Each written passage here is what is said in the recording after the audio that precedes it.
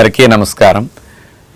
గర్భవతి యోగా బాగా చేస్తే సుఖప్రసవం కావటానికి, నొప్పులు తక్కువ ఉండటానికి, బిడ్డ ఎదుగుదలకి, చాలా ఆరోగ్యంగా మంచి బిడ్డని జన్మనివ్వటానికి గర్భవతికి యోగా అవకాశం కలిగిస్తుంది. కానీ నెలలు పెరిగే కొద్దీ కాస్త స్త్రీలకు అసౌకర్యం కదా, మరి గర్భవతులు యోగా ఎలా చేస్తారు, అన్నీ ఎలా సాధ్యమనే సందేహం అందరిలోనూ ఉంటుంది.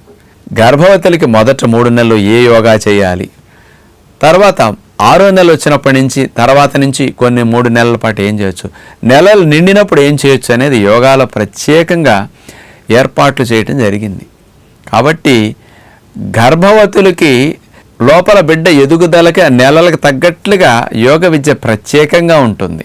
కాబట్టి మొదటి నెల నుంచి 9వ నెల వరకు అన్ని రోజులు ప్రాణాయామాన్ని మీరు ఆపకుండా చేయొచ్చు. మొదట కొన్ని నెలల్లో ఆసనాలు, సూర్య నమస్కారాలు ఇట్లాంటి అభ్యాసం చేసినా ఏమి అవరోధం ఉండదు.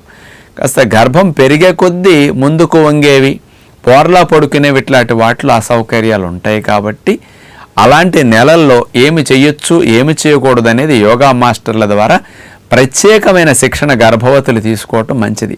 అటు యోగా మాస్టర్స్ దగ్గరికి స్వయంగా వెళ్ళి యోగా క్లాసులకు అటెండ్ అవ్వటం గర్భవతులకి చాలా మంచిది.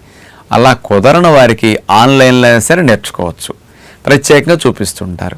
మరి అలాంటి ఏ యోగాసనాలు వెయ్యాలి, ఏం వేయకూడదు, సుఖప్రసవం అవటానికి ఏమి మంచిది, ఇలాంటివన్నీ కూడా ఎవరికన్నా ఇంకా డీటెయిల్గా తెలియాలి. 100 వీడియోలు ఇట్లాంటి వాటి గురించి ఇవ్వటం జరిగింది యోగాలో. స్వయంగా ఇట్లాంటివన్నీ చేసి చూపించినవి మీకు కనపడుతుంటాయి.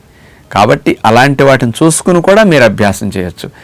గర్భవతులు రేపు ఎల్లుండో డెలివరీ అవుతుందన్న వరకు కూడా మీరు చేసుకోవచ్చు. అలాంటివన్నీ ఉన్నాయని మీకు ఇక్కడ తెలియజేయడం జరుగుతుంది. అందుకని కొంతమంది గర్భం వచ్చాక ఆసనాలు, ప్రాణాయామాలు ఇవన్నీ చేస్తే, సూర్య నమస్కారాలు, మళ్ళీ ఎక్కడ అబార్షన్ అవుతుందని ఒక భయంతో అనుమానిస్తారు.